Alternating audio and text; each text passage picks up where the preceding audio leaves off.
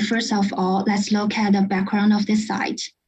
The Parramatta City is located in the middle of the Greater Sydney, and there are M4 and railway connected to the Sydney CBD, Western Sydney Airport City, and Pernis, which shows that it only takes 30 minutes from Parramatta to these key destinations. And our study area is set within Western Maid, and the public who live in here can travel to the Parramatta CBD with train. Then, based on its social cultural context, we can easily find out that Parramatta is a multicultural background city with increasing population, and high education degree and major employment rate shows that more job opportunities and greater education are needed. While high family vehicles rate indicates that local communities travel mainly by their private cars. So the utilization of the public transportation needs more concentration. Next page, please. The site is mostly by native trees and evergreen trees, which are unevenly distributed and look messy, and affected the permeability of east to west connection. The river has only one bridge within 1 kilometer of the site, which is inconvenient for the connection between east to west. It can be seen from the photos that there are weirs and the bridge in this site, which have the function of preventing flows. Open spaces are diversified parks, almost all for public use, which increase the livability of the community and bring better connections to the neighborhood. Therefore, the connection of the landscape should be improved. Next page, please. Let's look at the environment analysis. According to the drawing, we can see that the level of the heat island effect increased from the middle area to both sides because there are open green space in the middle, like Parramatta Park. Therefore, the new green space can be added in the density area, which can decrease the heat island effect. While floods have an impact on the entire river, but the most affected areas are concentrated in the southeast of the river. While about the sun access, in winter and summer, the length of the sunshine is almost similar. But when designing the area, we still have to pay attention to the influence of the shadow of these buildings. The blocks in the plan are different. The blocks in Block A are regular but large. However, the boundary of the blocks in Block B are irregular, and our site is also in this area. The blocks in Block C are small. This area is friendly for residents. The locality movement is convenient, but public transportation is not perfect. There are 2 bus lines in the locality plan. The movement is not clear on our site. We have to pass through the Parramatta River in the middle of our site, but there is only one bridge. So the passage between the 2 places is inefficient. On the site, most of the streets are 2 lines. Both sides of the river rely on the bridge to connect to the main destinations. There are few bridges across the river in this area. The traffic is not convenient. Next slide. When we take a look at the heritage, landscape, and topography analysis, it is clear from the drawing that most of our Westmead precinct located on the land with less than 20-meter contours, meaning that surrounding communities with higher altitude potentially have better visual experience. We chose 3 spots from the surrounding area and found out that due to existing unmaintained vegetation, views were either limited or blocked. Most heritage settings located in the east side of the river, providing major cultural significance to the Aboriginal community. As for building heights and use, in the next slide, most buildings within the study area are 1 to 2 stories with healthcare service and low-density detached residential houses. Most buildings located in the southwest are 3 to 4 stories apartmental buildings. 1 to 2 stories detached dwellings in the northwest. In the south of it is a medium residential community with numerous 3-story apartments. So we find that street edges around the site are mainly defined by 1 to 2 stories buildings, and current low and medium residential density may fail to fulfill the future planning and development for Westmead Precinct. Next, please. Well, after the whole site analysis, let's move on to the adjacent area analysis. The area around the site is mostly residential buildings, green spaces, and heritage, and most of them are low-rise buildings. Therefore, we can improve the building density to create a beautiful skyline. While roads around the campus dominated by narrow roads without public transportation. So in the future, we can improve the quality of this road, such as enhancing road safety to create a pedestrian-friendly road, raising the tree canopy beside the road, and adding different public transportation to build a connective area. And comparing the New York University with our Westmead Precinct, we identify several similarities and differences between them. To start with similarities, the New York University and Westmead Precinct are both unwalled campus. Secondly, existing green space plays an important role in residents' and students' lives. On the other hand, the blocks and lots in Westmead Precinct along the Parramatta River, unlike the ordinary grid-grain urban fabric, are fragmental and irregular, adding difficulties to the future planning. And the Parramatta River directly runs through the site, divided it into 2 parts, weakening east-west connections. For the next slide, based on the above site analysis, we came up with several opportunities that can be paid more attention to in the prospective planning and some constraints that we need to consider more. Firstly, the heritage in the east side of the river can redesign and redevelop as educational facilities.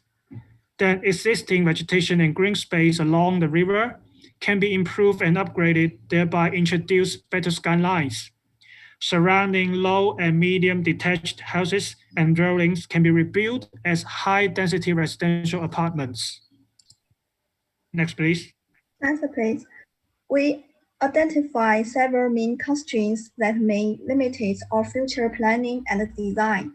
For example, current land use lack of diversity. Most areas are residential and healthcare uses. People's daily need cannot be fulfilled due to lack of commercial center. The site has poor east to west connections, and the transportation on both sides of the river needs better designed. The site is not pedestrian friendly due to fences along the river and long blocks in the southwest of the site. Next, please.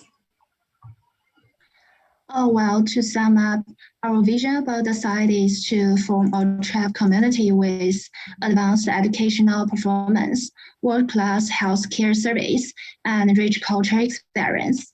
And it also provides strong connectivities, sufficient job opportunities, sustainability, and pleasant livability for the city.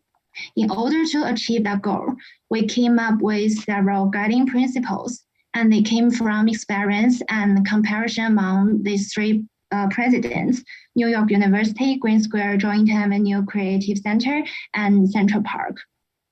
Here are 6 diagrams to support our vision and design principles. For connectivities, we'd like to provide more traffic message to connect the campus with surrounding area. Secondly, we introduced pedestrian-oriented paths and new bridge crossing to strengthen the accessibility. Thirdly, we combine the existing buildings with future uses to create a multifunctional campus. Our next intention was to improve floor space ratio to improve unique skyline. Then we try to create a sustainable and livable campus by improving tree canopy and vertical green. Finally, we acknowledge the heritage and combined new uses to provide rich cultural experience. That's it. Thank you for listening.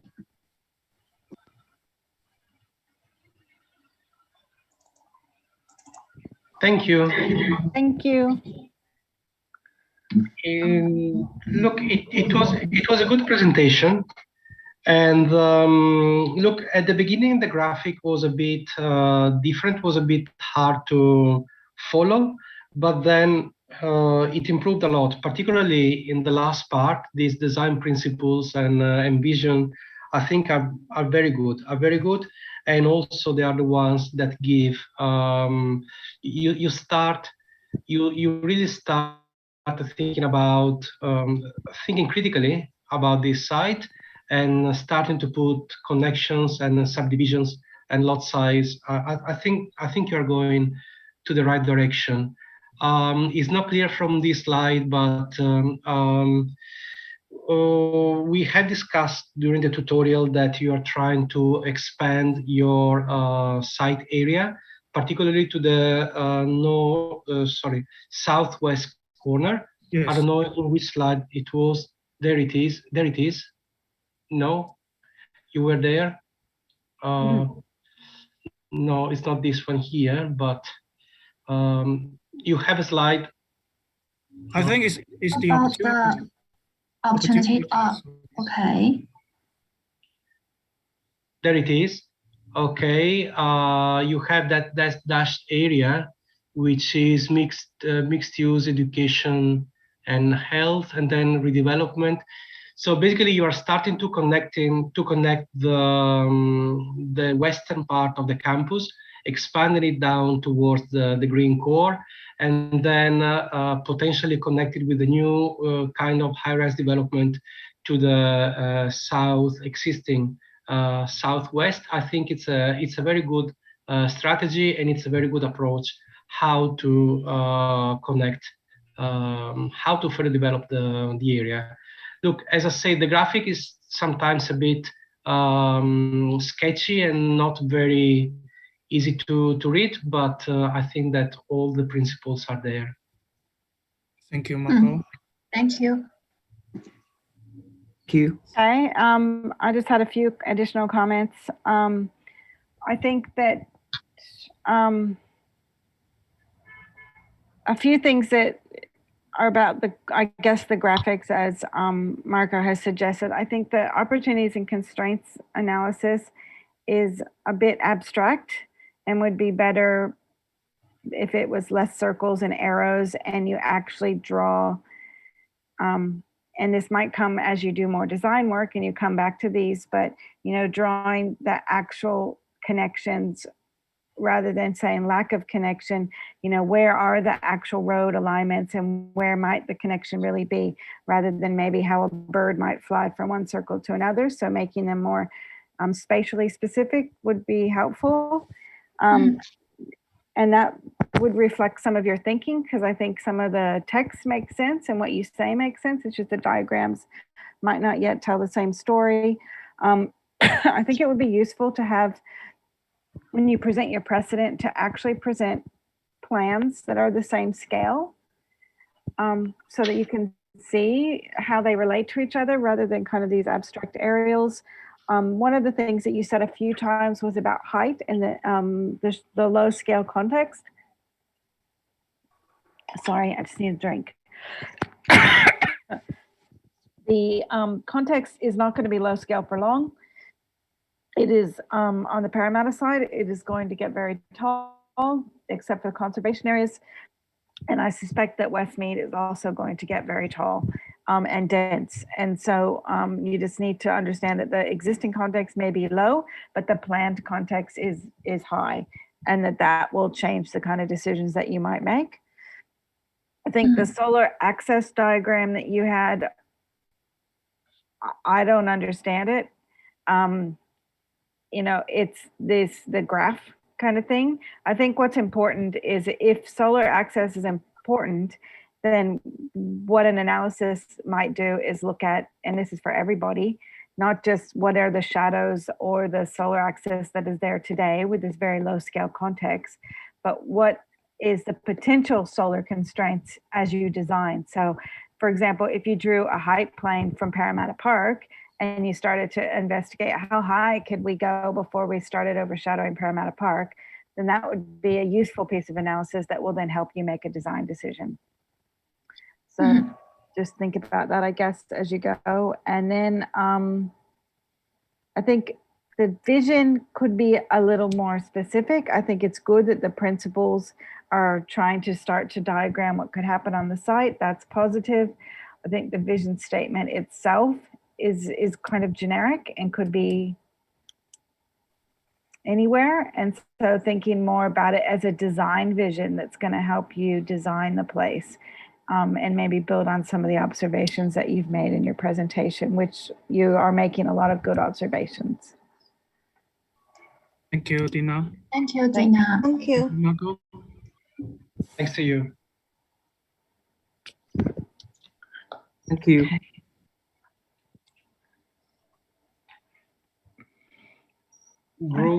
Group two. 2? Yep. Yep. Hi, Yeah, everyone. we're here. Hello.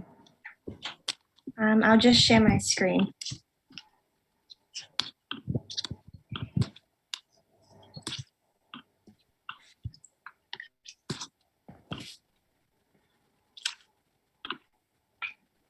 Yeah, we're ready.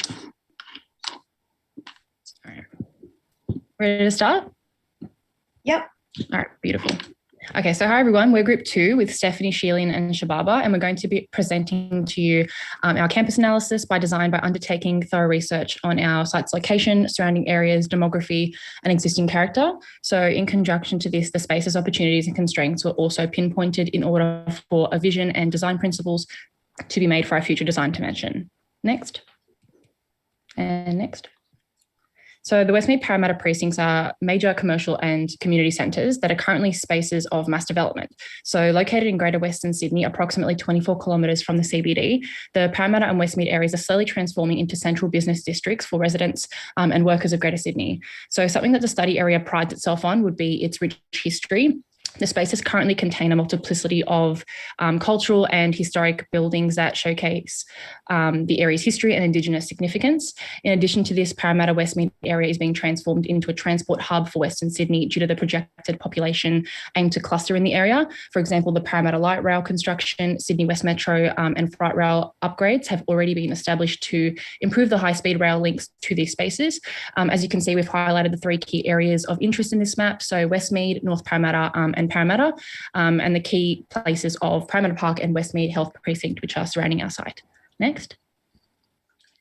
Parramatta and Westmead has been home to the Darug peoples for over 60,000 years, and the Indigenous population continue to hold great significance to our site. Demographically, Parramatta is rapidly growing with a projected increase of 198,000 people by 2036, and students constitute a significant proportion of this. Additionally, cultural diversity is a major component evident in the communities of this area, and their needs and interests will need to be acknowledged during this project. In terms of surroundings, the western face of our campus site is bordered by Parramatta River, with Parramatta Park on the south. On the west, Westmead Health Precinct is in close interaction with the campus, as well as low and medium density residential areas on either side of the health precinct, and a scattering of light industrial to the northeast. The river corridor on site involves Parramatta River to Gabby Creek and Darling Mills Creek. Within the site boundary, there are 2 crossings on Parramatta River, Bridge Road and Buttons Bridge. Red Bank Road is another crossing situated northwest of the site on Darling Mills Creek. All 3 crossings enable access points for residents and visitors to connect with the other side of the waterway. The river corridor is surrounded with vegetation, but some were poorly maintained.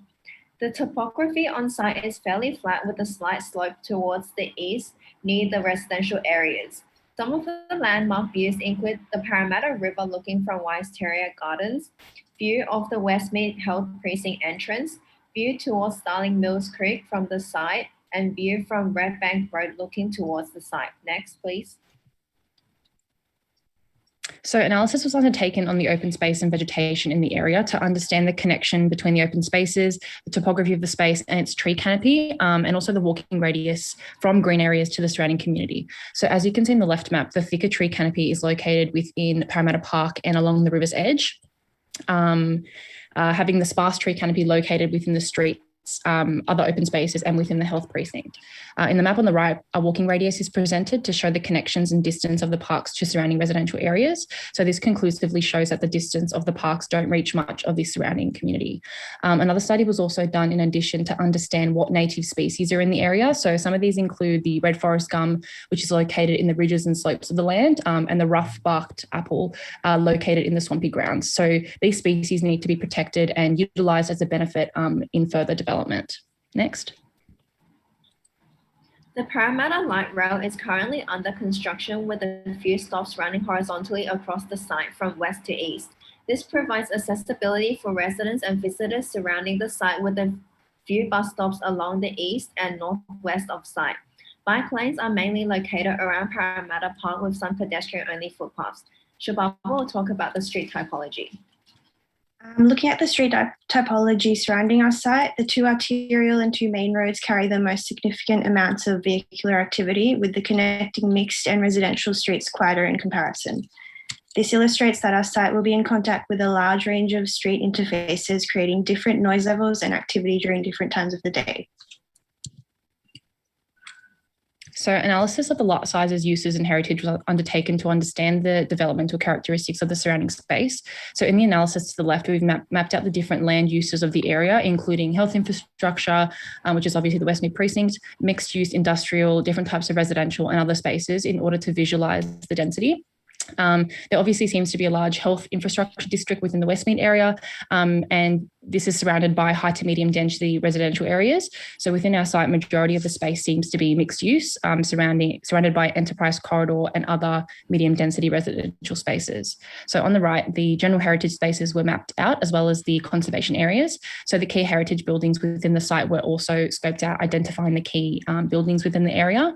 So some of these buildings include the Parramatta Female Factory, Fleet Street Heritage Precinct, Parramatta Park and the Dairy. So these surrounding heritage sites may have a possible effect on the future design intervention, possibly being a benefit to our design. Next. Being situated in the city's west, the site has temperatures above 35 degrees during the day, with most areas reaching up to 50 degrees due northwest of the site. The area around the river corridor is prone to floods with the highest risk of fast and deep water flow. Areas with approximately 100 meters away from the river corridor tends to have extremely rare floods, but when flooding happens, it will carry risk of large area flooding. Next, please. So one of the precedents we analysed was New York University, which is located in the highly dense city of New York, much like what Westmead Parramatta area is going to be. So this is one of the key reasons why we chose to make this comparison between ours and the site. So whilst researching this space, we found many similarities and adaptive principles we could utilise for our future design. Some of these included creating multiple open spaces and pocket parks in close proximity to the educational facilities and student accommodation, designing shared streets to improve safety, which came from New York's open street plan, creating efficient transport routes close to the campus, increasing the amount of bicycle facilities in the area, and creating 24-hour patrolled buildings for the students. So these features within New York University can be used and adapted to the Westmead campus to create a successful space. We also identified some of the issues of the precedent if it was implemented within Westmead, including the differences in land topography and structure of NYU compared to Westmead. So NYU is a grid structure, therefore all the buildings are symmetrical and proportionate, unlike the Westmead campus. Therefore, the structure of the space will need to be altered. The height of the educational facilities in the Westmead campus will also need to be considered, as it may overshadow surrounding buildings within the campus. So next slide.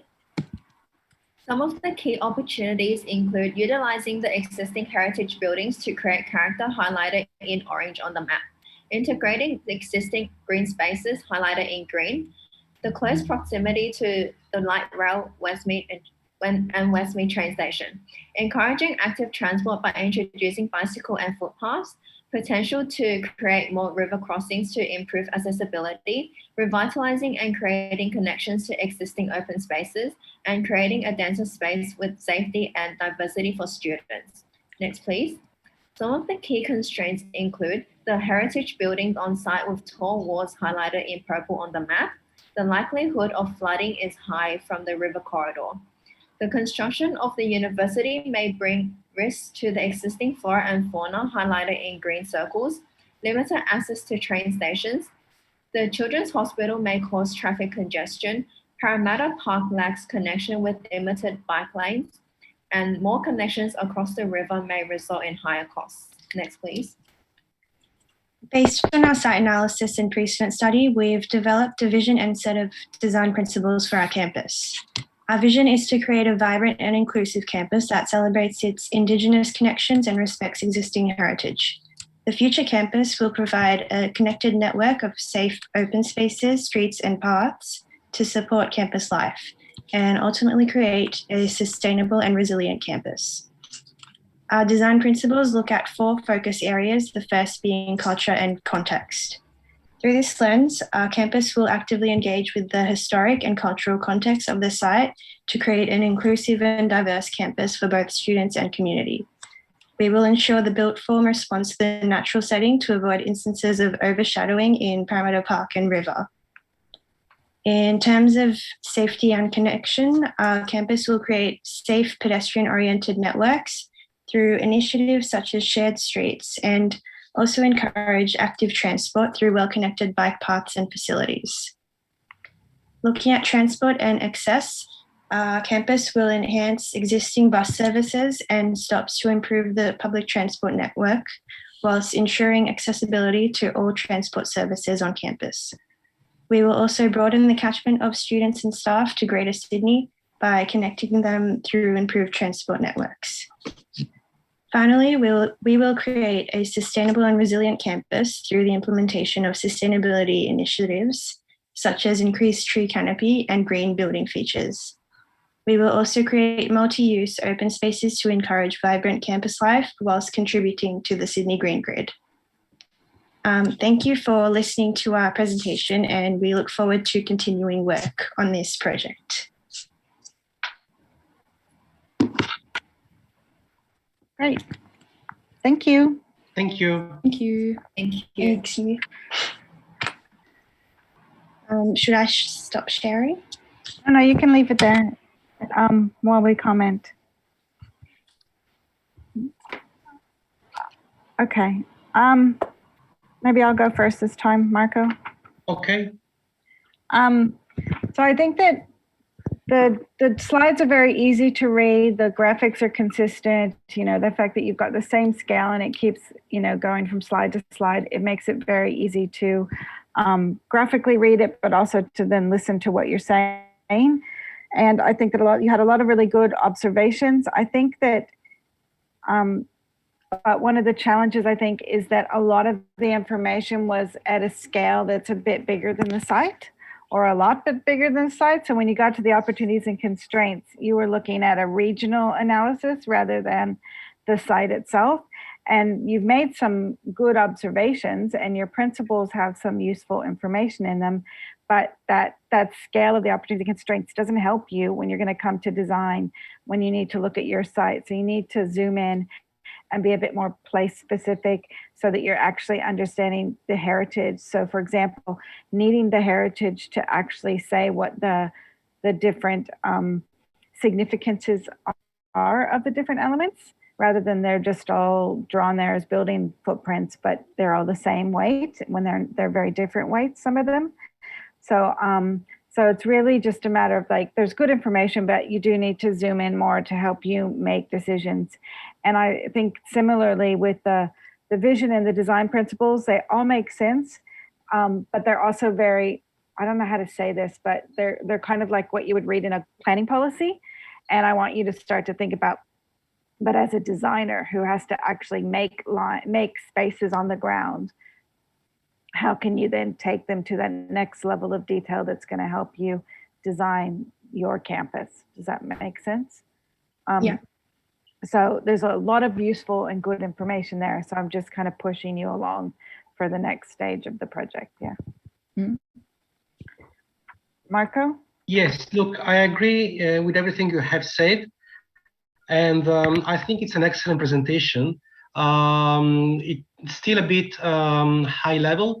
It seems more a planning instrument rather than a design instrument. So, but look, this is an analysis. It's not a design exercise. So it's fine. For the next stage, as Dina was saying, just try to think more in a design perspective. You went through all the topics. You have addressed everything. But as I said, at a very high level. For example, when you speak about street typologies, for example, this is very important. But a few sections, even diagrammatic, would help a lot to understand what you're saying. Or a section through the river, just to show how the topography works, rather than see it in plan. That's something that you have to start doing in order to develop the project. Now, your opportunities slide was fine. I think it was very interesting. As Dina says, it's still a planning instrument. It's still bubbles, okay? And it's important that now you scale it in. And yes, I have asked you last time to put the heritage buildings map because it was a bit just a zoning slide. As Dina is saying, just put the important, the relevance of these heritage buildings, because some of them can be, I don't know, either removed or extended or worked around. Some of them need to be protected, and you need to keep a certain curtilage around in order to better protect them. So it's a good start. Just focus on scaling down and work in section as well, not only in plan. Okay, all good. Thank you. Thank you. Thank you.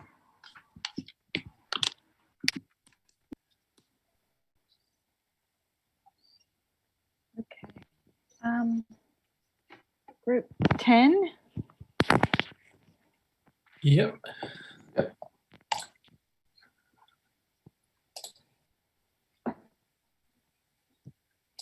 Okay. Faith around? Yes, I am. Okay. Is that showing up? Yeah. Ready. Okay. Ready? Fire away. All right. So just before we begin, we'd like to acknowledge the Gadigal people of the Eora Nation, upon whose land the university resides and we meet today. Also the Durack people of the Parramatta, whose land we are discussing today. We pay respects to Aboriginal elders past, present and emerging. So hello, we are Group 10, Jack, Faith and Hugh, and we will begin with a context overview discussing the site, including its regional importance, its role in the emergence of Parramatta and the Central River City, and its demographics, including potential growth forecasts. Followed by analysis we will highlight key environmental, heritage and built form factors. Moving to our university precinct, we'll look at ANU and its layout as an open contained university. Finally, our opportunities and constraints of the site, in which these findings inform our vision of the area and also our key principles. So moving to our site context, our site is the Westmead Cumberland Hospital area. It's approximately 2 kilometres northwest of Parramatta CBD and 20 kilometres west of the Sydney CBD. Looking at our site in a broader context, will play a significant role in the emergence of the Parramatta as the central river city in the Greater Sydney Regional Plan. Sydney is expected to have a population of 8 million in 40 years, with half of that being west of Parramatta. So it is key to plan for an educational health hub accommodating this growth area now. So the current planning of the area shows the site as part of the Westmead Place Strategy 2056, earmarked as a mixed-use health centre with a university precinct having a research focus. The location is a unique environmental opportunity as it is at the convergence of the Parramatta River, Toolungabbie and Darling Mills Creek. And then looking at some of the existing demographics, Parramatta currently has over 8% of its 30,000 residents attending university. And in Westmead, a large proportion of its residents, over 8%, work in health-related industries. So even looking at these demographics alone, it is clear that there's already a health and education presence within the area. So our analysis will demonstrate that there's a huge opportunity to develop a uniquely focused health and environmental research university campus in the site, and that uniquely responds to the place and environment, supporting its role as a university campus. Nice. So as we all know by now, the site has a long-standing Aboriginal and European significance that is present in the architecture and landscape on the site. Initially, the site was home to the Parramatta people for over 60,000 years. The Aboriginal tribe have a close connection with the head of the Parramatta River, from which they caught fish, eels and other food. So soon after Governor Phillip's arrival in 1788, Parramatta was developed as a farming settlement to feed the new English colony, altering the landscape for food and water supply. There were some conflicts between the European settlers and the Parramatta people due to the displacement of their hunting grounds. After colonisation, the Cumberland Hospital site grew over time with the formation of the Parramatta Female Factory, the Parramatta Jail and the Orphanage School for Girls, and this caused the staggered expansion of the built form throughout the site's history. There's been a series of changing uses, such as mental health support throughout the site's history. However, these uses have mostly been health or hospital related. The buildings have been mostly retained today with some slight additions. And in 2016, the northern part of the site was handed over to the Darabin Local Aboriginal Land Council under the Land Rights Claim Act. Next slide. So from this site history, there are a range of heritage buildings in the site that have significance from exceptional to intrusive. As from previous master plans, buildings up to moderate significance can be recorded and then demolished if this has a negligible impact on the significance of the historic precinct. Exceptional significant buildings include the former female factory, Parramatta Jail and the shelter shed. The site also has significant environmental and cultural landscape setting, including the establishment of view lines, significant vegetation elements and the relationship between buildings and their landscape setting. This includes an old mill race connecting the southern historical mill to the river, which has now been filled in, and some remnant trees surrounding the head of the Parramatta River. This includes the layout of paths and associated sight lines across the river. Next slide. The natural elements of the site are extremely important to the site's character, obviously. The site is a junction of Toongabbie Creek and Darling Mills Creek forming Parramatta River. As you can see, the majority of the site is a low-risk flood area for the 100-year flood, with some northern areas of the site considered high and medium flood risks. This means there'll be a need to mitigate this flood risk through open space planning and wooded strategies. There are also limited river views throughout the site due to significant vegetation growth, as we'll see later. And similarly, the site is generally very flat. However, the river has somewhat steeper banks. Next slide. Okay, so there is a significant amount of open space on the site. However, it's currently largely underused or used as parking. The majority of the vegetation on the site consists of overgrown and informal vegetation along the riverbank. There's also a few large trees in the open space. Some of the native plants include the forest red gum, rough-barked apple, swamp oak, and river oak. Parramatta Way's open space planning has highlighted key green connections that flow north-south of the site along the river, connecting the site to the wider green grid.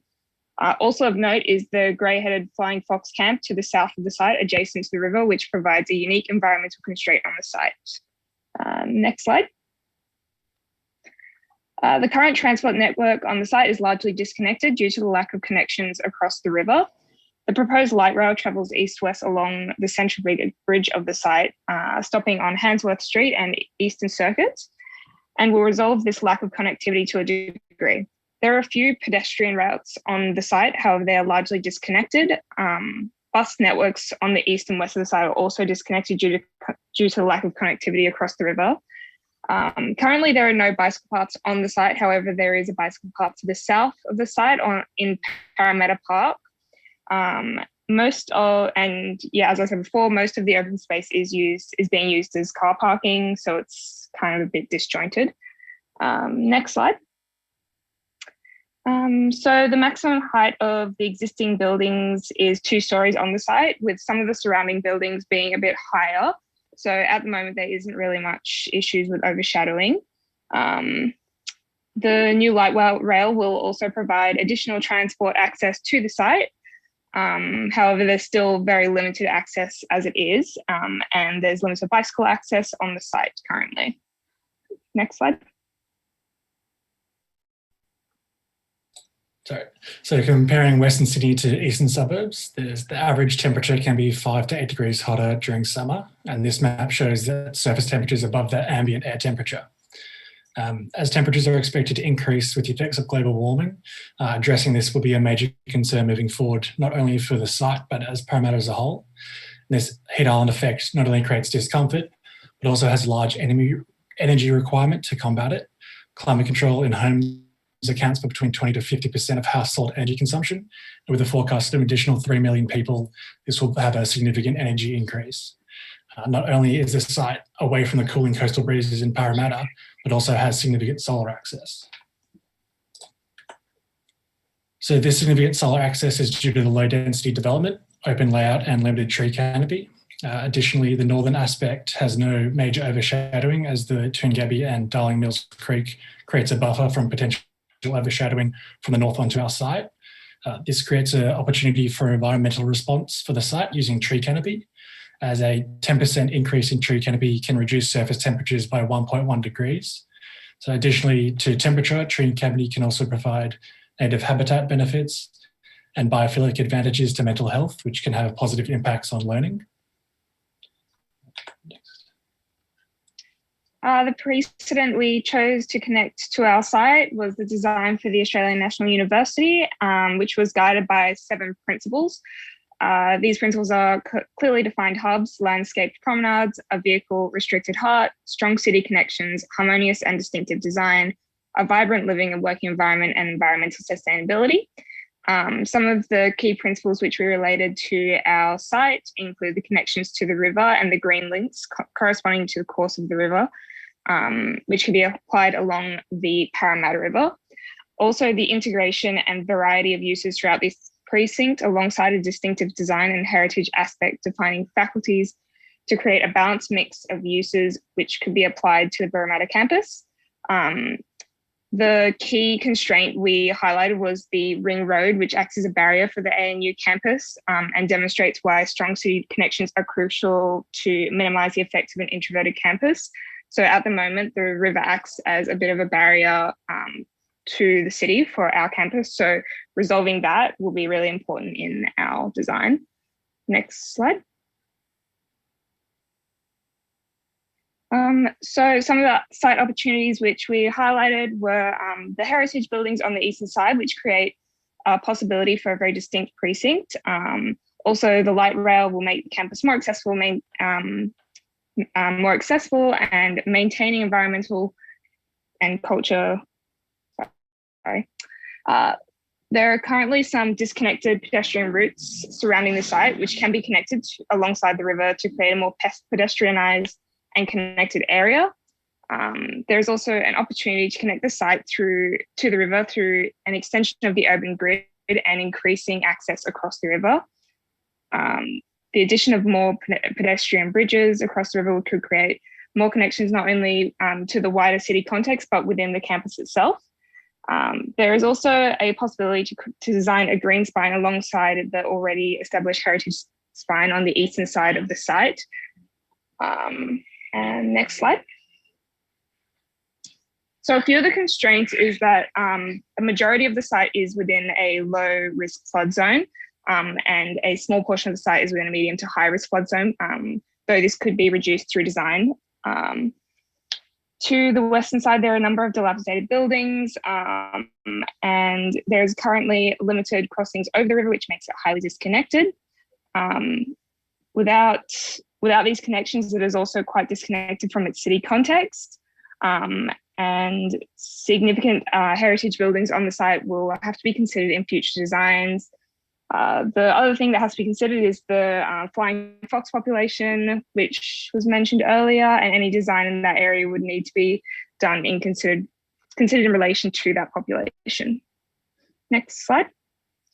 Nice. So by using our site opportunities constraints, our vision for the site is the Sydney University Parramatta Health and Environmental Research Campus will become an embedded, sustainable precinct by respecting its Aboriginal, environmental and health services roots, connecting its users to the water, the river to Parramatta and University to Westmead, and amplifying its historical character, education activity and commercial offering.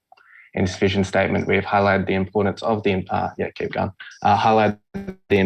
environment and culture of the site and integrating these values into the master plan, making it place specific due to the exceptional environmental and landscape setting of the site, as well as the limited development opportunities due to heritage constraints. we propose exploring the opportunities to form quite an expanded site area compared to the original boundaries for development. This expanded site area will also allow the integration of environmental research into the university's umbrella, highlighting links between environmental research and potential health benefits from ideas such as biophilic design. It'll also ensure that the precinct acts as a cohesive heritage area rather than being a bit disjointed. The vision also highlights our goal of providing an embedded, extroverted precinct that has connections to the surrounding area. This will be achieved by reorganising the site structure, providing greater pedestrian links to the surrounding Westmead Place area, promoting the use. Sorry to interrupt you. Are you talking about the same slide that we're seeing, or? Yeah. Okay, sorry for that. Yeah. And this will promote the use of retail and open space within the site. And so this vision will form our 6 place principles, which if we look on the next page. The first one is Celebrate Country, which is essentially ensuring the protection of the historical and environmental links to the Parramatta and at the head of the river. This links to our second principle of environmental resilience, which is protecting the land and its values from climate change, effects such as more consistent flooding and hotter urban heat islands in the future. Our next 4 principles demonstrate the vision to make this precinct a great place to live and work. Continued embedding blue, green, pedestrian and road connections to its surrounds will define this embedded and extroverted precinct and provide connectivity.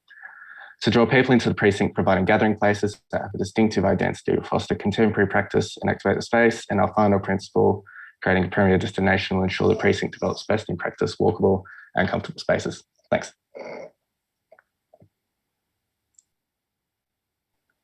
Thank you. Thank you.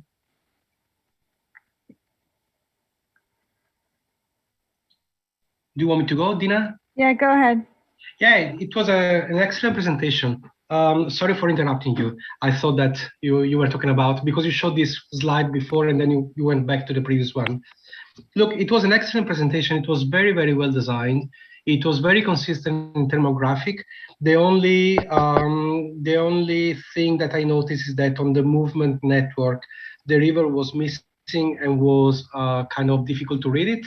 But I think that it was just a layer which switched off, because everywhere else it was consistent, and it's been very interesting to follow. I think that everything has been addressed.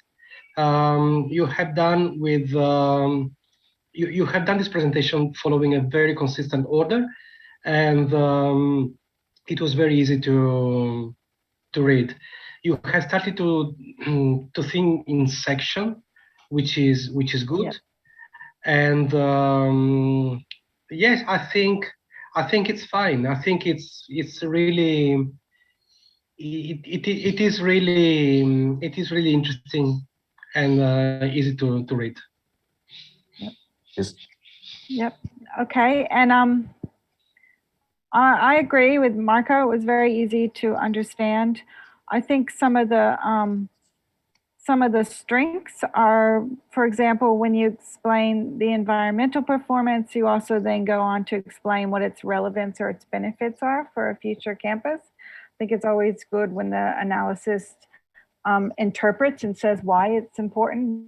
It doesn't just become a layer of drawings.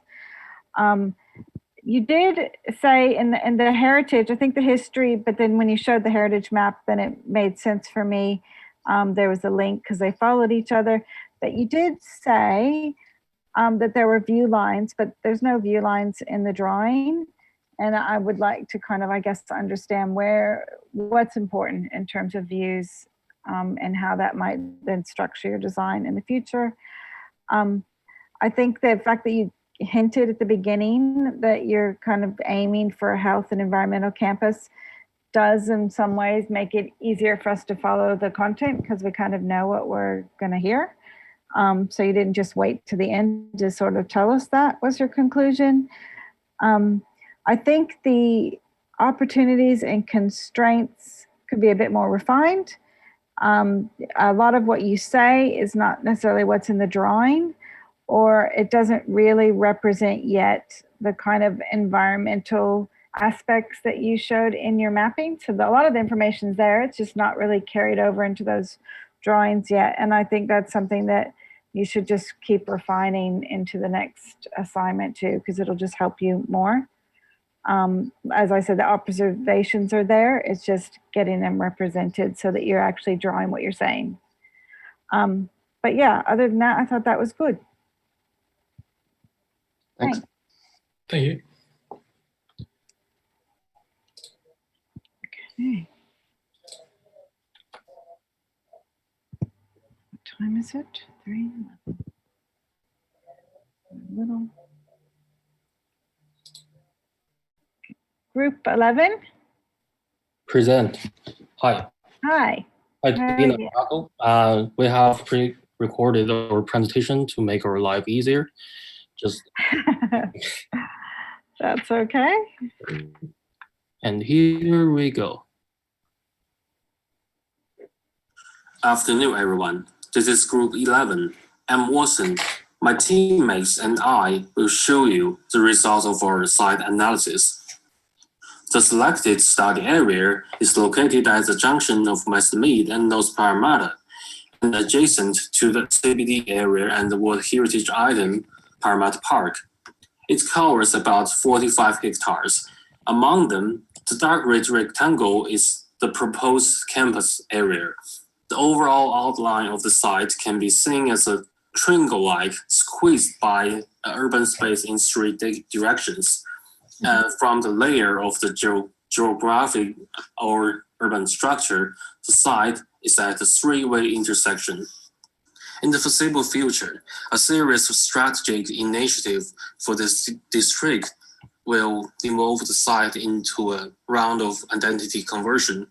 One of the most important opportunities is that the proposed light rail line will pass through the site, and Parramatta's future cycleway and walkable network will also incorporate the site into a metropolitan system. It will be a part of the Westmead Health and Education Precinct. This is why the University of Sydney was invited to establish a new campus here. Another key feature of the site is remarkable cultural significance. Most areas within the site boundary belong to the heritage list items. The most significant characteristic of the local social groups are youth, high educated background, and high proportion of immigrants. In terms of travel modes, public transportation accounts for a slightly higher proportion. Most residents live in the rented apartment. For many of them, this is the first generation in Australia. This also corresponds to the current dramatic transformation within the district. However, in any places undergoing a rapid change, the preservation of the local identity is an issue. It can be seen from the historical process that existing buildings basically filled the east bank of the site after about 200 years. In contrast, the urbanization that will take place in the future will be rapid. In the movement network map, we could find that the site is surrounded by state and regional roads, so these two scales automobile accessibility could be ensured. In terms of public transport, the train station and proposed metro station are only 12 minutes walk to the site, which increases the accessibility in regional scale. Moreover, there will be 2 light rail stations in the eastern and western of the site. However, there is a lack of cycleway, so it could be dangerous for people to cycle in this area. As for the movement network in the site, we could find that it lacks connection with the surrounding area. For the block pattern, the irregular shape of the block within the site does not form a general urban grid. For the topography, firstly, by a large drop in the evaluation along the riverfront, which means that the water levels will rise quickly in the event of a flood. Secondly, the internal of the boundary is flat, which allows for later development. Street character. As you could see from the images, the low-density heritage listed items are predominant on the site. These Victorian-style brick buildings are the most commonly seen structures on site. Less active street frontage at the street level as most of the buildings are public and residential. For cyclists, there are no segregated cycle tracks on the main street and on the cross streets. Lack of street furniture and insufficient street lights makes it unsafe for pedestrians at night time. Most of the roads don't have enough trees, and even in places where there are trees, the tree canopies are not sufficient enough to provide shade for the pedestrians. In some places, there is on-street parking. Most of the residential units on the sites are detached houses, and they have enough setbacks which could be utilized for future expansion. The urban heat island effect in Parramatta is severe. There are around 24 days over 35 degrees area. The phenomenon is particularly serious in the western side and northeast of site. In terms of flooding risk, because of the terrain and climate, low flooding risk area covers most of the site. Several existing buildings even involved in high flooding risk area. So water-sensitive urban design is necessary in our site. Looking at vegetation, there is very informal planting in yards and along streets. There is dense tree vegetation along the river. Along the streets, there are insufficient trees and even in places where there are trees. The tree canopies are insufficient enough to provide shade. Lack of public open spaces in walkable distance contributing to lack of communal spaces. Most public open spaces are left unused and those spaces could be used for future developments. Along the river banks, dense vegetation with large tree canopies could be seen. And currently, these spaces are left unused and there is lack of pedestrian connectivity to these open green areas. The waterfront areas could be utilized for providing public gathering spaces. The river flows north from Chingabi Creek and Darling Mills Creek to the south into the Parramatta River. The river corridor is flanked by lots of vegetation, providing a diverse ecological environment. But you can see the photo, the abundance of vegetation also hides connectivity and visibility. Also, there is only one bridge connecting two sides of the site for pedestrian and vehicular traffic. As for the heritage setting, the site is generally covered in heritage conservation area. And in the east of the site, there are some heritage buildings of exceptional or high significance, which should be maintained in new development. Building use. Looking at the building use, most of the buildings are low-rise hospital buildings. Most of the buildings are heritage listed items too. Towards the north, the Parramatta Correctional Centre is a heritage listed former medium security prison. Towards the west of the site, there is Westmead Children's Hospital, which is one of the recent new developments in the site. Towards the southwest of the site, we could see low-rise, detached and medium-rise residential dwellings. In terms of building heights, most of the buildings within our site are 1 to 2 story high. The Parramatta Correctional Centre towards the northeast has a large compound wall, which is around 4 stories high, whereas the rest of the heritage listed buildings are 1 to 2 story high. The Children's Hospital in the west is the only high-rise building, which is up to 6 story high. Most of the buildings within the site are of Victorian style, and the Westmead Children's Hospital is the only contemporary building. In conjunction with the both basic analysis, we analyzed a precedent that has a certain degree of similarity with the site, that is Australian National University. Also, the total area of the university is huge.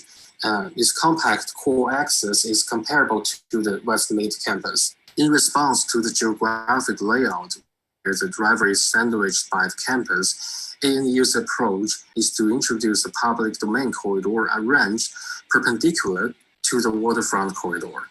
And key landmarks, academic buildings, and large-scale event venues are arranged along these two corridors. In campus, the accessibility of the motor vehicle is severely restricted, replaced by a high-density pedestrian network. A series of courtyards are used as a node of pedestrian system. It's worth noting that, in terms of spatial experience, ANU provides 3 passes across the river, that is, bridges and corridors connecting buildings and shallows. We have summarized the opportunities and the constraints through the site analysis. For the opportunities, firstly, the light rail's potential development would boost the connectivity in the city as well as across Great Sydney. Secondly, the proposed cycleway and the pedestrian network would enhance the site's permeability and feasibility. In addition, the site has a large amount of soft ground and green space with a high capacity of stormwater catchment. And the Parramatta River and the green space of an opportunity to create a green grid and ecosystem along the river, ensuring biological diversity and carbon nets. The heritage list items serve as an icon of identity and community. The future University of Sydney campus and the Westmead Hospital work together to build an academic research environment with high productivity.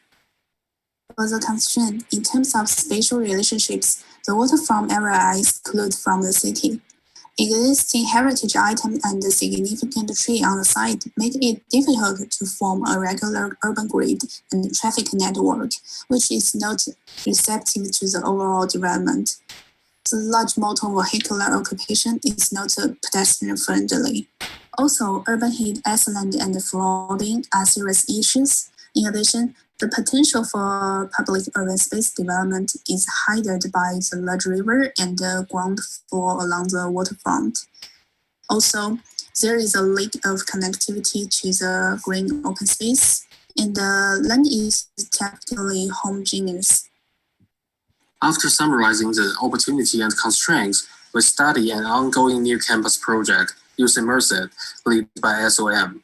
The first phase of the project is similar in scale to the Westmead campus. This allowed us to have a clear understanding of the development process of a new campus. This is a new town project driven by the campus. At present, only the highlighted part is actually completed, and the rest of the area is still wildland.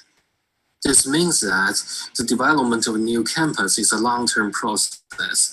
The design team addressing climate and environmental challenge and shaping the recognition as the priority issue. They believe that the positive initial impression generated by the first step of the startup zone will help to form a long-term identity to the campus. And in order to cope with the similar urban heat island effect, shading structures are designed around the campus building and consciously guide the cool breeze into the campus. Based on our work so far, we propose the following vision and principles as a toolkit for the subsequent design scheme. Our vision is, based on public transportation facilities, Westmead would create a compact new campus that encourage walking and cycling and is highly integrated with the urban space. And in terms of spatial experience, the new campus will connect the transitional sequence from Metropolopis to cultural landmarks, and then from the academic community to waterfront landscape, while respecting the cultural significance of the past. We also import new contents of the identity of the site.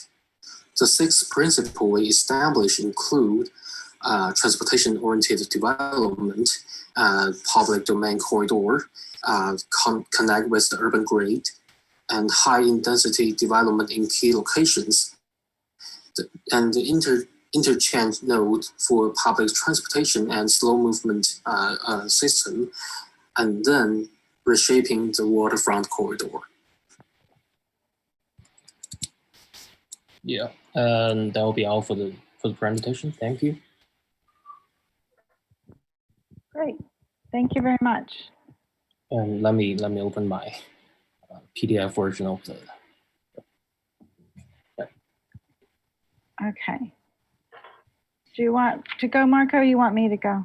Can go. Look, it was a good presentation. It was very, very ordered, very well presented, and it was very clear from the beginning to the end. Look, it was good that on the spatial context and the street character, and you started to design in section, which is good. It was good that you were highlighting what's working, what's not working, what are the pros, what are the cons of everything that you were talking about. It's very good that you have started to put a hierarchy on the heritage buildings, what's exceptional, what's important, what is less important. so that this can inform better your design. The last part of your presentation, when you started talking about opportunities and constraints, and then the ANU precedent, and then the two kind of principles, the UC Merced and Urban Design Toolkit. This was a good chunk of presentation in which basically you were talking, not showing your area. So if these principles were kind of reflected into your campus, and if you started just to do some very sketchy diagrams, just with few lines inside your area, that would have been better to continue working on the project. Because now what you have to do, you have to translate these principles into reality in your campus. So one thing is to talk about them in an abstract way. One thing is just to put them into, in a drawing. So I think that it's a very good presentation. I really liked it. Yes, try to think more strategically for the next assignment, which is due in a couple of weeks. So basically all these principles that you have now started, just try to put them in a drawing. Thank you so much. You're welcome. Yeah, I just had a few things to add. I think that the presentation reads quite well. I think that at the beginning, some of the slides combined elements together in different maps that were not as clear as they could have been. So for example, the movement network one. You mean? Keep going down? No. Yes, so that one, movement, blocks and movement do have an interrelationship, but this slide to me is a little lost in terms of what it's trying to show together. I think topography belongs somewhere else. It's probably could be paired with your waterfront corridor. So I quite like that you analyzed the waterfront corridor. And if you'd have brought the topography drawing down there, you could have reinforced, the catchment and what's happening and how whatever we do with the land is going to have a direct impact on the river. And then that relationship of land to river levels would be useful there too. I think the strongest slide of those slides is the environmental features one, because they're all reinforcing themselves, each other, I guess is what I want to say. So you're showing canopy, flood, and urban heat all together, and they do fit together. So I think those worked more strongly than, say, the movement one, which seems to be a bit missing, mismatched, I'll say. I think the street character could have been part of the movement network one. And the street character really needed a map. It was just sections. And I think it would have been helpful to have a map, because go back and listen to what you say and then look at what you draw. And if you're saying things that aren't on the drawing, that's a problem from a design studio perspective. And that's for everyone who's listening. That your drawings should be legible on their own. The text is just a bonus from a design perspective. And so if you're saying things that aren't in the drawing, then it might be that you need to rethink what's in your drawing. So that's a good test for everybody. I think that I would say go a little bit beyond your boundary. So you didn't stick to the campus boundary. You were drawing the Parramatta North boundary, which is good because it captures more land. But I do think it is useful to know what those adjacent uses are, what those adjacent heights are, only because when you talked about height and land use, you were quite limiting what you needed to think about in that area, whereas actually the context around it is different. The uses around it are different, and they're going to change. They're going to get really dense. So just think about that a little bit.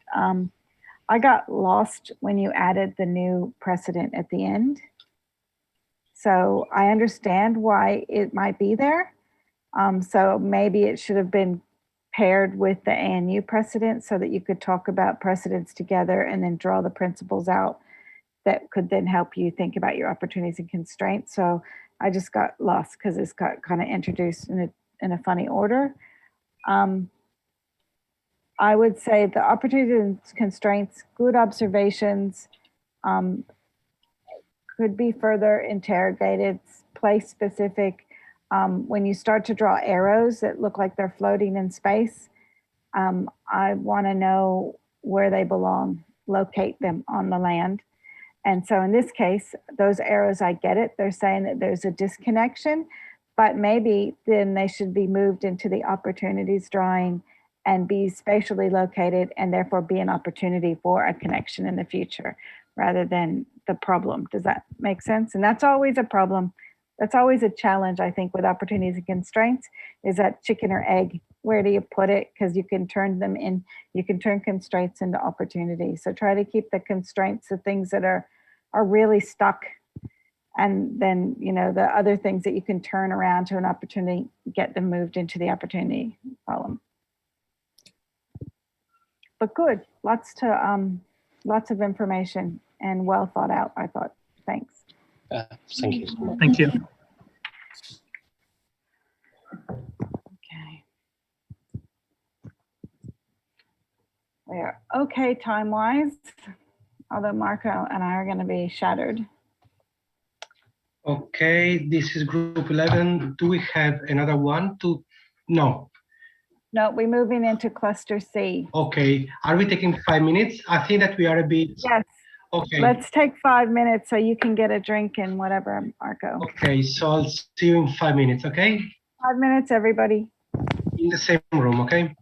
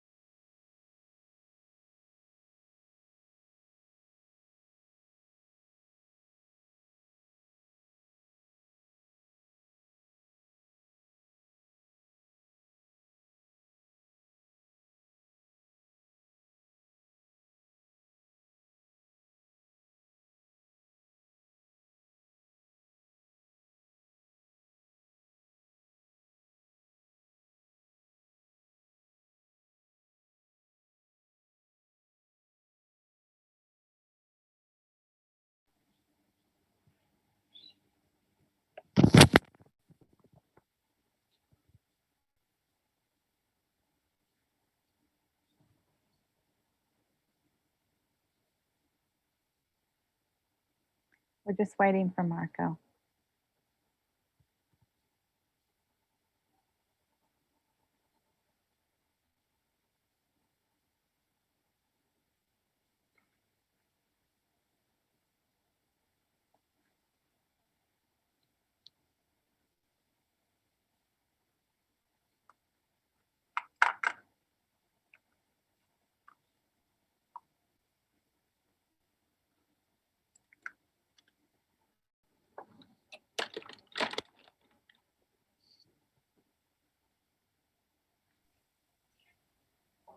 Hi, Dina. Hi. Here we are. Yep, we're halfway. Very good. Okay. Group 6, Okay. you guys ready? Yes.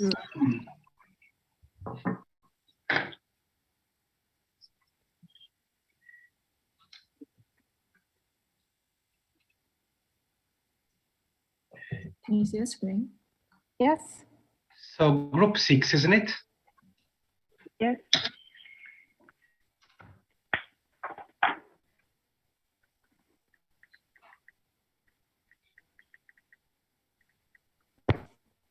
We are a group of 6.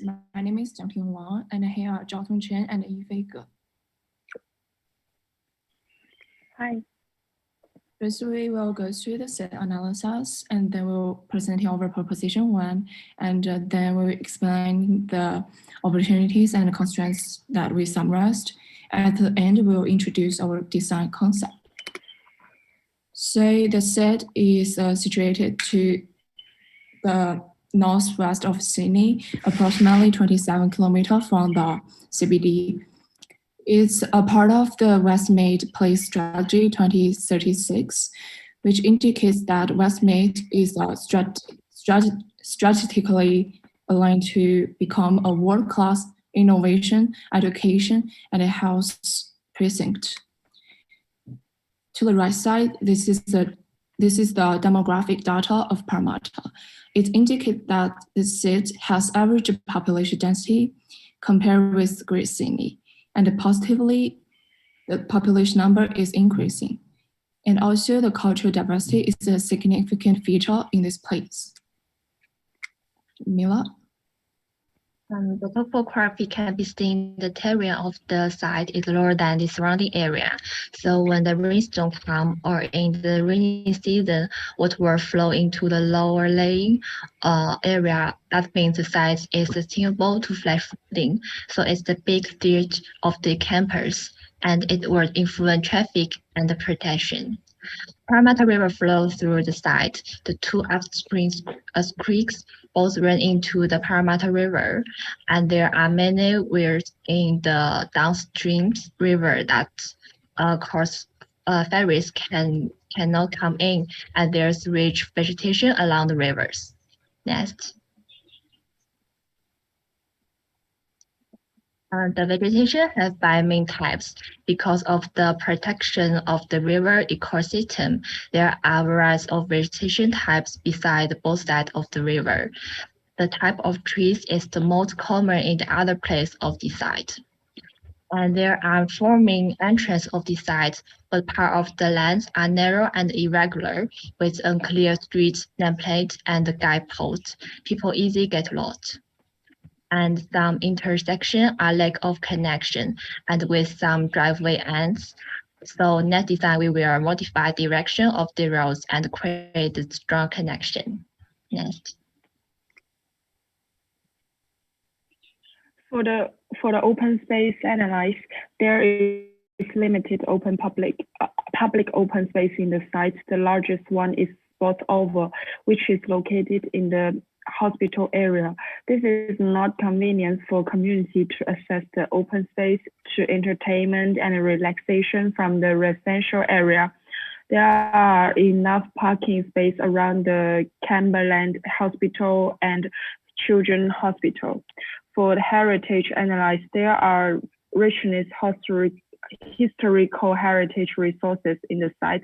Also, some exceptional significant buildings need to well protection and remain such as Female Factory Precinct, Norma Parker Center, Parramatta Gore, and Nurses Home.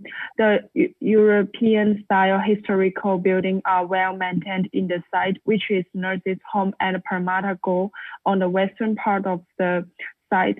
However, the heritage buildings are the important consideration for the maintained building during the design process. Next. For the building height and types analyzed, the low density development in the site, the high buildings are mainly located on the western part of the Parramatta River near the Cumberland Hospital. The site is potential to create additional precincts for the existing buildings use and types the buildings are using for health purpose.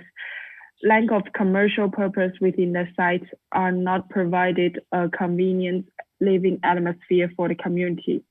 Next. For the environment analyze the key environmental issues of the site are the high risk flooding along the Parramatta River. Also, the heat island effect mainly cause the heat area in the buildings which are near the Parramatta River. The reason is that the land is not provided sufficient landscape and green spaces. Furthermore, the good conditions of the solar access in the site is good for the environmental development. For the movement network, it shows that this is a car-dependent area. The bus line and the main road are still away from the set, and it is a lack of the internal transport options. The Parramatta River is kind of like interrupting to the connectivity of the suburbs, but the upcoming light rail will crossing the river can contribute on that. For the block pattern, the most of the land are owned by the governments or property corporations. This set includes the Westmead House and Education Precinct, which is affordable for high density population. On the right side, the Westmead House and Precinct, the Westmead House and Education Precinct is the strong economic role in Central River City, but in the surrounding residential area has the low economic activities. For the proposition, we have learnings from our chosen president of Peking University. The campus in Peking University is generally formed with Swimming Lake as the center, and it's utilized the local condition. The structure is based on its typography, following the original natural form. Then it has two interacting corridors from east to west and the north to south as the layout of the entire campus. And all the functional buildings are designed to accommodate to existing traditional architecture. This is our proposed application to the set.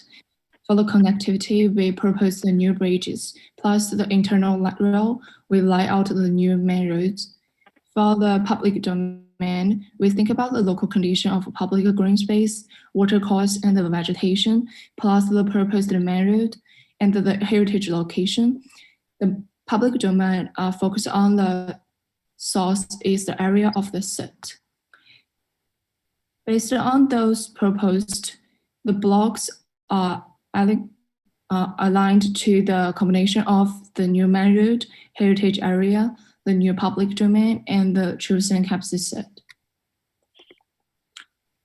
For the opportunities. The Westmead strategy mentioned that the area will add new pedestrian cycling network and river crossing that give a clear and strong connection of the campus. With the light rail expect to open in 2023, that will have a connection with Parramatta CBD and bring more opportunities for the site. And the sides of the river has rich vegetation, so it can be to edit a public green river work that not only achieve the strategy of the green infrastructure improvement, also enrich the students and the resident life. And there's some heritage nearby the campus that can to be the unique cultural identity heritage of the area. The Westmead Judge also point that encourage precise sustainable measures. The district will improve a system for the water efficiencies. For the density, the trackless light rail line will also to be the main pedestrian walkway that will to be the high activity roads of the district. And we consider the pedestrian crossing points may were to be designed a high density public space. And in order to protect the environment and heritage, the high activity space will avoid these areas. Next. Questions? For the constraint analyzed, the Parramatta River caused a high risk of flooding problem for the site, also blocks the western-eastern road connectivity. The single move of the land use length of commercial atmosphere to provide a convenience and easy community for the residents. For the transport, the main road along the Cocknell Street are under high road pressure, less road connectivity for the site, less public transport for the site, resulting in dependence on private vehicles on the site, can lead to traffic congestion on the road. Also, the parking space in the site will encourage more private vehicles to travel into the site. It will cause the traffic jam on the main road. Parts of the land are narrow and irregular with unclear street nameplates and guideposts. People will easily get lost, leads to the disconnected road network. At last, due to the lack of public open space, it is not convenient for community to access open space for the entertainment and relaxation. Next. So for the design concept, we were trying to establish a modern university campus with Parramatta local cultural characters, create the ecological environment and the flexible planning structure to achieve the goal of sustainability. In the design principle that engaged with Peking University, we will adopt this concept of functional zoning, respect to the local culture, protect and maintain the ecological environment, and achieve the goal of sustainability. For those, we have the objectives such as Parramatta River-oriented urban form, protect heritage buildings, waterfront landscape of Parramatta River, provide more efficient transport solution, make sure the student campus life is satisfied and convenient, and the land use is sustainable for further extension of campus. Those are strategies for the proposed structure. First, utilize the water course to create a landscape of waterfront sidewalk. Then we line out the specific heritage zone. And the second, we notice that the light rail line in the campus set is wire-free line rail. It could be a pedestrian walking only zone, which means the private vehicles are not allowed to access. Then we set new bridges to help on the connectivity to the set. And the parking space is set up along with the proposed new main road. At the end, the main road and the light rail distribute on the new block form, and the proposed corridors are distinguished. So on the right side is the proposed structure plan that we have so far, and we will go through further details such as land use for next step. That will be all for our presentation. Thank you.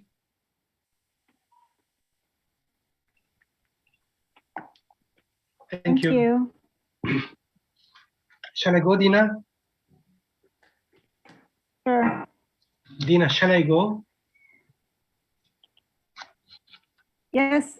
Okay, look, it was a good presentation. It was very ordered. Look, at the beginning, the combination of slides at the beginning was very good. Location map and demographic, topography and the river, they were quite good.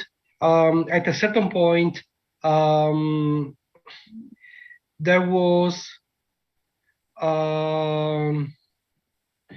one slide in which you put together, okay, the building height, no, sorry, the environment and the movement network were together. It is not clear why they were together. So I think that they could have been reshuffled in a different way, maybe talking about environment at the very beginning with the topography, the river and the environment, and then go to the built environment, to the street network. What else? There was something that was not clear in regards to slide number 3 in the, was it the street network? You had some arrows, no, it was, there it is. Those blue arrows, it's not clear what they are. They appear to be important. You say that they are, what are they? The main entrance of the site. What are they, sorry? The main entrance. The main entrance to the site. Yeah. Okay, it was not clear to me. It was not clear. By the way, look, it's good that you look at your site in a broad context, and this helps a lot to link it to the